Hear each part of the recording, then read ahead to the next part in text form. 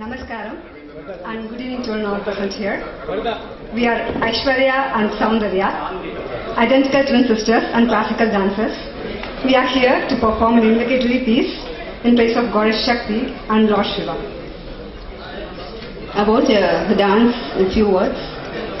In this dance, the devotee pleads Goddess Shakti to destroy the evil effects against the human race. He also praises the dancing Lord Shiva, the eternal God, one who dances vigorously for the beats of drums. Over to the performance.